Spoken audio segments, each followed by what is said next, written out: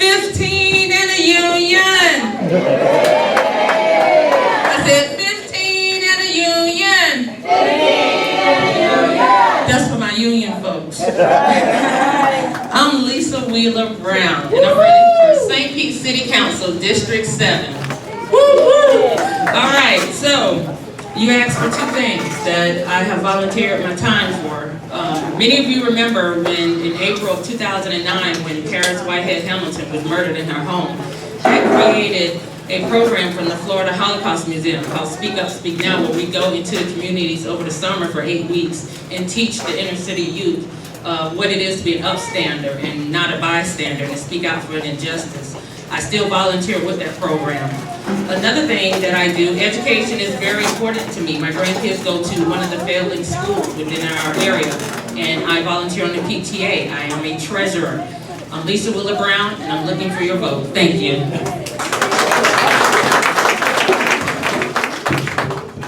Excuse me. Might be too close to this. Good afternoon. My name is Louis Stevens. I am also running for City Council District 7. I am so excited to be here. But before I start, I have to always say I would like to thank the Lord, my Savior Jesus Christ, for this opportunity to be in front of you guys. I'm going to keep this sweet and short because I see her with the sign over there.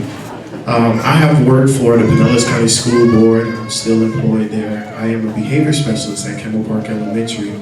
I also am the PTA president at the school at Campbell Park Elementary. I have worked in the Recreation Department, the Department of Juvenile Justice, working with our youth to get our youth changed here. Two things that I have not been paid for that I've been involved in the community. First, like you said, PTA, which is PTA at the school. And also I have a nonprofit organization here called I Support St. Pete Youth, where we work with youth here. Thank you. Thank you.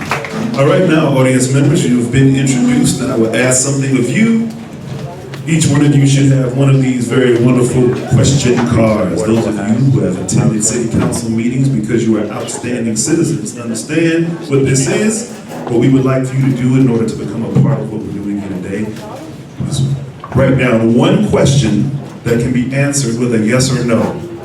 Okay, we ask that you make a yes or no question because we would like to get straight to the point.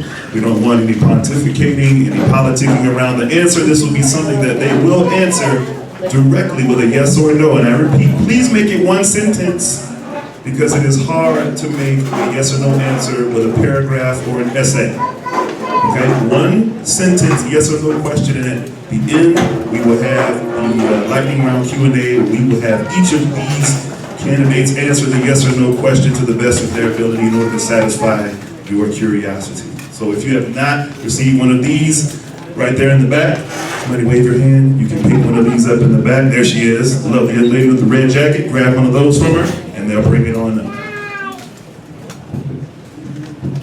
Yes, my name is Joseph James, a long-time resident of Sharpe Park, and I'd like to know what would you do to increase affordable housing in District 7? All right, since we started on this end, we will start over here to the right with Mr. Stevens. Mr. Stevens, you have 1 minute to answer that question. If you can come back and repeat it, we'll probably need to repeat the question one more time. Minute and a half? All right. Seems you've been given 90 seconds. 90 seconds to respond, and please repeat the question.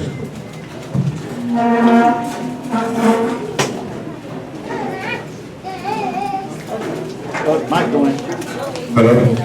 I'd just like to know what would you do to increase affordable housing in District 7? Well, the first thing that we got to do, can everybody get it? No. I'm sorry. The first thing that we have to do to get people affordable housing here in District 7 is we have to first teach our community, the people that live in the community, how to become home buyers. I see a lot of people are allowing other people from different cities, different states to come in and to buy our property up here, not only in District 7, but a lot around in the city.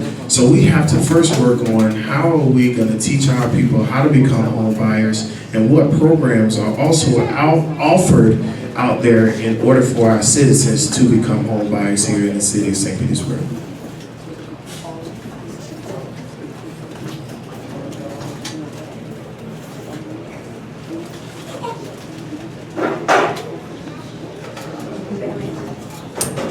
Would you all mind if they stayed seated, or would you like them to stand? Stand and project better.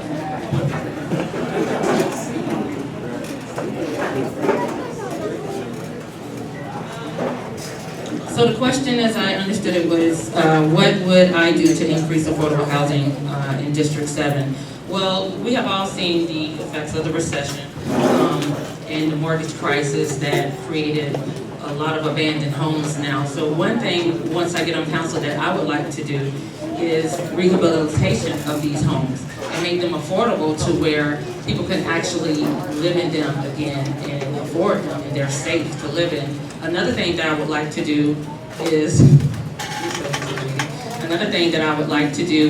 bring in new affordable housing. I'm actually working with somebody as we speak to bring affordable housing in our area that people will be able to afford and continue to live in St. Petersburg, where we all should live, work, and play. Thank you.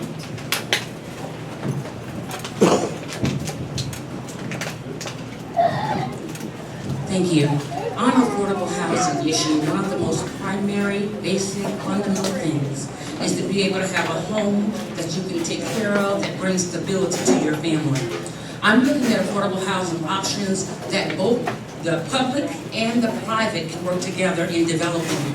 Number one, rent subsidies for places within the CRA that provide stability for those whose incomes will not match the growing property values. Number two, I'd like to see somebody talk about the trust funds that are able to be created on behalf of those who want to buy. If you're actually renting a place, we are able to do some things that are different. We're able to do things where you're able to put a part of your rental payment into actually a trust fund that is managed by public officials. And number three, each one of us has the right to have a place that we can pay for.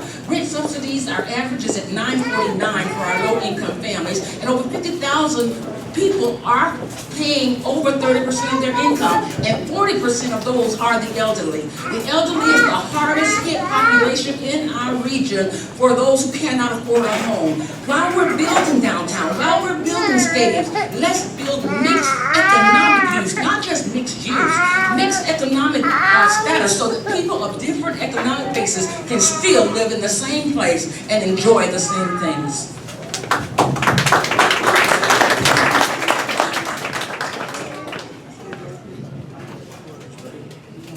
I echo all of what my candidates to the right of me have to say, and just add additional that make everybody aware of the programs that are currently out there that should be taken advantage of. Move the people that are qualified renters into the home ownership.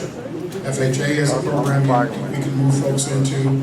We can keep working with the SHIP program, and then also continue to look at alternatives. Not everybody will qualify for being able to purchase a home, but those that don't will move in and help them out with their rental situation. Housing is very important. It's part of the systemic problem that exists in District 7. Housing is a very important key, and it's one of my top three priorities.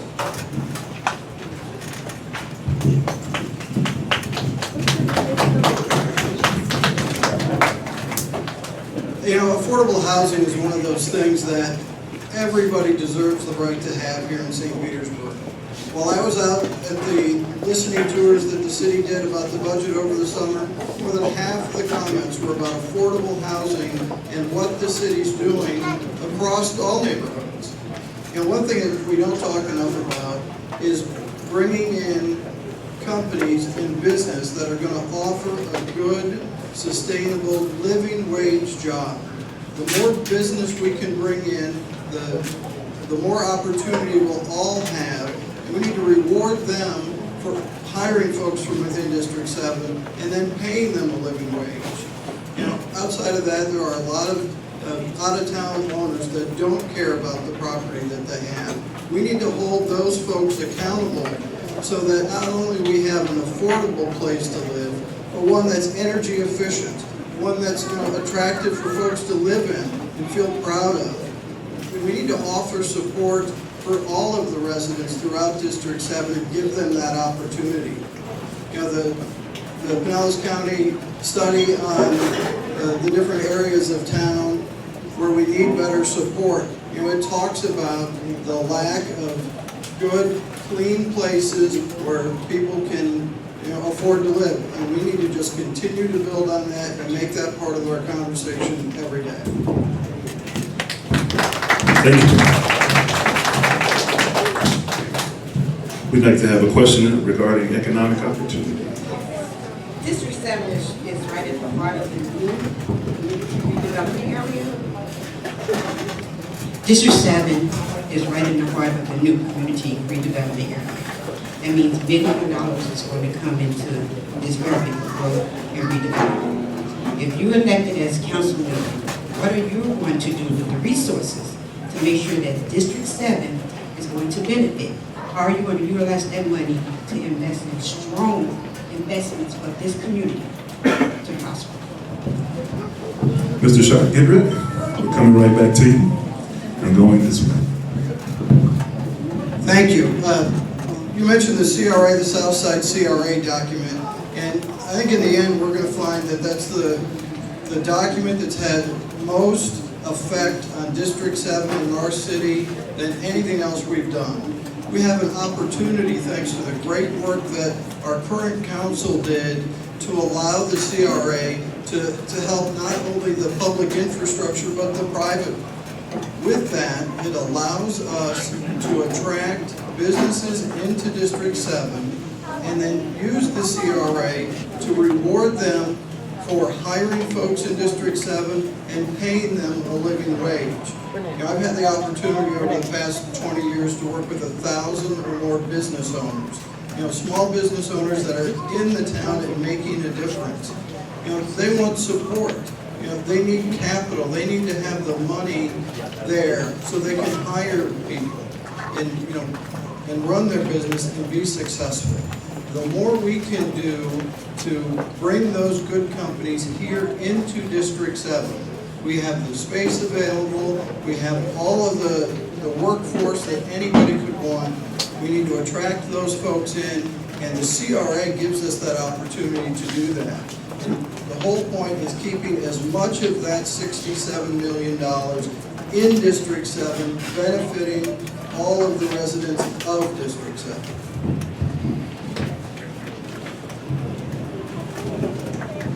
Okay, this community redevelopment area will provide an opportunity to invest in people. That's what's been missing. What's different about this CRA than others, this one's going to be funded. But here's what I think a lot of you should be aware of. That money is not going to be around for quite some time. Due to the extraordinary efforts of our city council folks, all of them acted very quick, we have about $500,000 going into that TIF account now that we transferred into it. If that's the rate at which it is populated, just ask yourself how many years it'll take.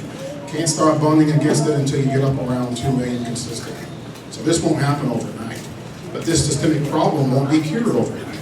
There's a great opportunity here. We're going to be investing in people. That's what's important. And this time, I hope we can really get it right and do it the right way. This will allow us to invest in job training, education opportunities, the infrastructure. It's a great partnership between the county and the city. So I'm looking forward to this. The next person you place on council is going to have to be able to be mindful of what it's going to take to get this into play and make sure that we don't fall into a gentrification situation where a lot of the development is going to be driven by the developers and not by you folks.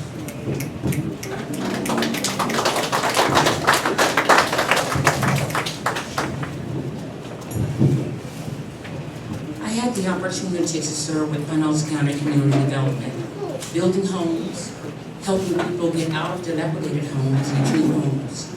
I then worked for the Tampa Bay Regional Planning Council, where I served doing everything from wastewater improvement to environmental, traffic, transportation, and infrastructure. I left there and I went to Swiftmud, where we worked on certain water things and issues. I have come as a game changer because I believe in District 7.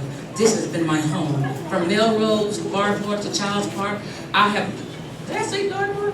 I have lived in each one of these areas. And I want to say this, when you look at the CRA, It is probably one of the most phenomenal pieces of writing I've ever seen. The concept of building people and building communities is exceedingly great. However, I do not forget 1979. I will not forget 522 homes that were moved out of place in Gascoigne. I will not forget the promises of the 8 other CRAs. So it is incumbent upon every person in this room to love your city council, help them make good decisions, tell them what needs to be done. This is the time for us to make those changes. This is the time that we finally got our taxes to actually go back to the community, because they never did from 1977 to now. We look forward to working with it, and we look forward to representing you as your choice for city council.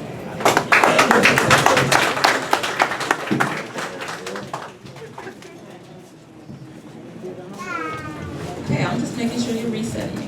And as it was stated earlier, it will take a while to see an investment from the CRA, but you know what? That while is for my grandkids, for your kids and your grandkids. So I wholeheartedly support the CRA. And one thing that I would do is ask the residents, what do you see as your strong investment? What do you want to see this CRA do for your community? And then I would advocate for that. We can work together to get it done. I know they said we had them long ago and it didn't work, but transparency is the key.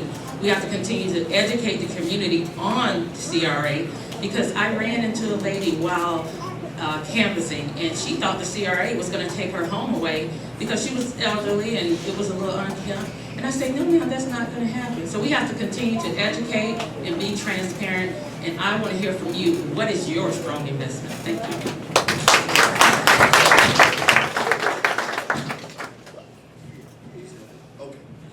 I agree with all of the rest of the candidates and everything that they had to say. I believe one of the things that they was missing was, what are we going to do with our youth here? Not only in District 7, but in the city of St. Petersburg. We have over 2,100 youth that's going to the Department of Juvenile Justice. What are we going to focus on to be able to give our youth here in the city, outside of the recreation department, outside of the schoolhouse, even our high schoolers right now? After they're done with school, if they don't have a job, where are they going? We're wondering why crime rate with our youth are continuing to go up. We're wondering why so many of our youth, even at 12 years old, I was speaking to our officer the other day, still in cars. What are we doing to change that and also be able to give our youth something to do outside of the schools and the recreation hours? We have to drive 30 minutes just to get to a skating rink. What are we giving our youth here in the city? But also, I would like to see those dollars used for small businesses. I was just talking to my barber today at Next Level Grooming, and there was some things that he needed done for his small business to grow. What are we doing to help these small business owners also here in District 7, so that they'll be able to grow, so that they'll be able to teach our youth the business that they have in order to see them grow also.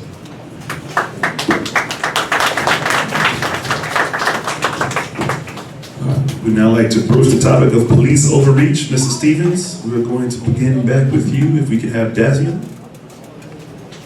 There you go. All right. Here in District 7, how would you go about resolving or alleviating the problems and concerns not only myself, but fellow members of the community have experienced with unfair treatment from the police, while also upholding the proper statute? Thank you, sir. Very good question. The number one thing that I'm finding out is a lot of our police officers don't have a relationship with the citizens here in St. Petersburg. I always go back to the story of Officer Patty Houston has been in my life since I was probably about 2 years old. That officer has played a huge impact into my life. These are the things that we have to go back to doing. And that's with our police officers and our citizens building that relationship all over again.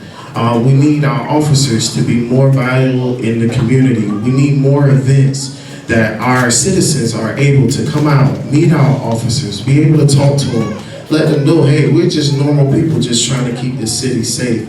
So we have to first, before we can do anything, we have to build a relationship back with our officers, back with our chief, and then we will see a change happen, not only here in District 7, but in the entire city.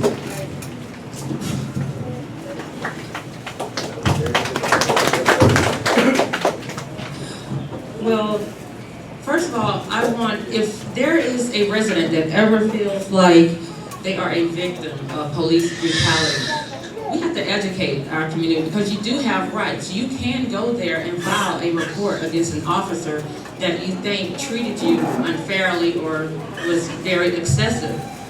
Another thing one thing that the chief has done was created Part Walk and Talk. With that is the first step to trying to mend our relationship. We are now seeing our officers in the area where we are able to have a conversation with them. When we were used to just seeing them coming in and arresting our loved ones. So we have to start somewhere, and I know it seems like baby steps, but we will get there. And if there is ever an officer that is overstepping their badge or their power, then they need to be held accountable. That's just how it has to be. And I think if we work together as a community to work on mending our relationships with the police officers and working with them and them working with us, it'll be better for everybody. Thank you.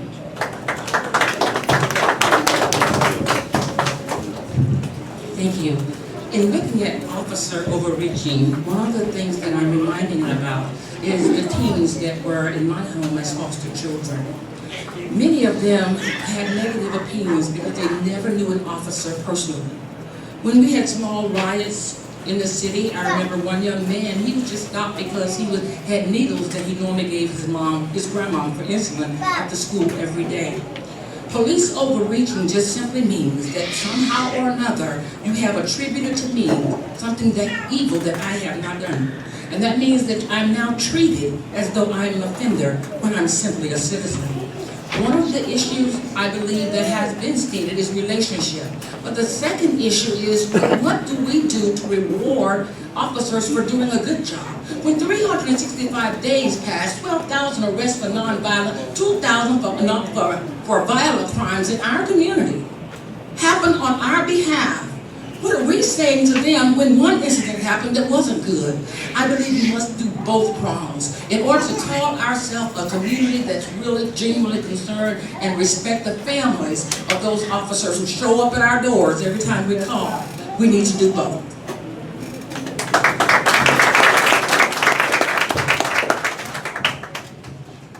Being a public servant and providing public safety is not easy. I did it for 23 years, and there were times we showed up, folks weren't happy to see us. I will tell you that it is a combination of communication. All of us have been out on the trail, we've been with the chief at some places, and he's doing a great job communicating with the public. Events like this, or if you can set up things like this, I say invite him in, invite some of the law enforcement folks to come in and have a conversation. When you can understand what a person is doing and what it takes to do their job, then you can better understand how and why they do some of the things they do. There are bad apples in every bunch. We all know that. Unfortunately, they contain it for everybody else. We have a great law enforcement community here, and they do a great job of protecting us. But you know, let's just look at it from a different angle. Let's get these folks in, let's talk to them, and have a conversation. It is about relationships. And I believe this chief is going to work hard to maintain those relationships. Every place I've seen him, he's been very open and very forthright with you. So get him out here in the communities, set up a forum like this, bring in some officers, and learn what it takes for them to protect us.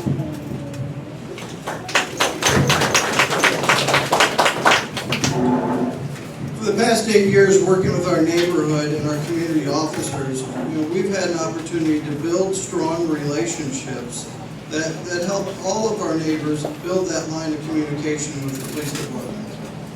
And I had the opportunity earlier this year to do the Citizens Police Academy, where you can go in and they help educate you on what the process is. You get to learn it from the other side. The chief himself says, 99% of the officers do the right thing every day. Just like the city staff, they're vast majority of people care about what they do, they care about the city, and they care about us. You know, continuing to build that relationship. Walk and talk was mentioned. But you know, one day a week doesn't build a relationship in a community. That needs to be made part of what we do and what they do every day. Being out and being active and being part of it. You know, every time we have a neighborhood event, we have our community officer there. And you know, we have that relationship, but it helps build that relationship with others. They need to be part of the community. We need to bring those officers that don't live in this community and take their car out of town every day. We need to bring them back here. And more importantly, we need to continue to support the chief and make sure that he's holding folks accountable when they don't do the right thing. Thank you. We'd now like to address the topic of living wages, which I see this room is very much making a statement about. Mark Webb. Many major cities all across the country have seen wage increases over the last year due to the Fight for 15 campaign. Florida doesn't allow for our cities to set our own minimum wage. But what would you do to support a minimum wage of $15? And how would you close the gap between our state poverty wage of $8.05 and a livable wage of $15 in the city of St. Pete? Could you repeat the last two lines for me? Starting with, what would you do? What would you do to close the gap between our state poverty wage of $8.05 and the living wage of $15 in the city of St. Pete?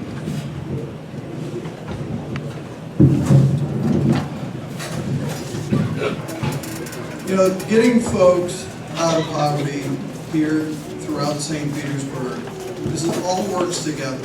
When we talk about the living wage, you know, almost all of us started there. You know, we worked hard. We had to work 2 and 3 jobs to have enough money to support our families. You know, part of getting to the living wage is to help folks get the skills and education so that they can then apply for and be part of the good paying job. The other part is supporting those businesses when they do the right thing. You know, again, I've worked with thousands of small business owners, and most of them care about their employees a great deal, and they want to do the right thing. You know, we have the opportunity, we might not be able to set what the minimum wage is, but we have an opportunity to support and reward those businesses that do. You know, by encouraging them to hire from within the city, hire from within District 7, and pay a living wage. You know, City Hall has an opportunity. They can make changes. We can do things different, you know, to allow those business owners to keep the money they've got in their business, which allows them to actually pay folks a living wage, what they need and deserve. It takes City Hall doing things different and trying, just like a lot of other communities. We can do that here in St. Petersburg.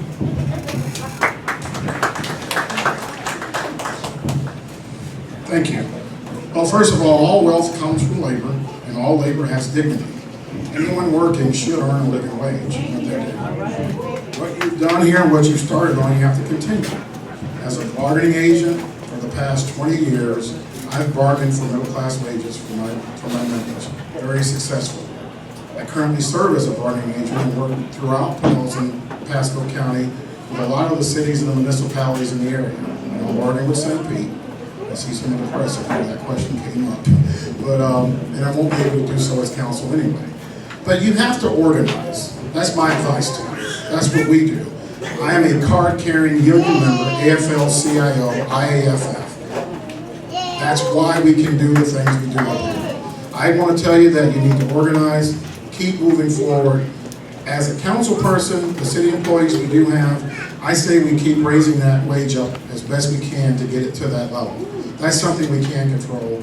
As you stated, we can't control what goes on in the state or federal level. So I look forward to working towards that and making sure that all of our citizens can enjoy all the amenities of this city. Thank you.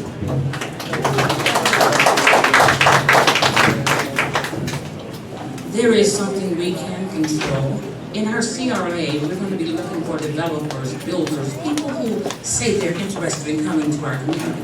We can make it part of our contracts. That part of it is the living wage. That you're going to be able to do more than just subsist and exist. You'll be able to pay for a few things for your family, for your housing. We can make sure that what's happening with our contracting at the governmental level takes into effect and account that our people need to do well. We need to expand our middle class, not see it continually contracting. Every single time that we vote for someone to look into what's going on related to builders or who's coming in the community, we're voting and making decisions about our money. Sometimes it doesn't feel like that. It may feel like somehow or another that this is just a decision we're making that's out of the loop. But I want to assure you that even though I've represented unions, even though I've represented private industry, my representation is always labor and employment law. One of the main factors I noticed was the people had much more gumption than anyone could ever give them from government. I know that the feds somehow or another determine some of our things related to our minimum wage, but it is up to us to make sure that we have a living wage. It cannot be up to someone else. Each one of us have to look forward to incentives that we can give to those who are in private industry to be able to stand and say, listen, we want an incredible community. We want a living wage. No one who works should have to worry about keeping a roof over their head or putting food on their table. As a member of council, what I would do is I would work with other elected officials to continue to fight for the workers in Tallahassee to allow a city like St. Petersburg to set our own minimum wage. This is our city. I'm not sure if the county should set it or the city, but once I learn more about the issue, we can work together and continue the fight. Thank you. You know, I was just telling the president when I walked in today, it was incredible to see these young people here had up banners, was fighting for their families.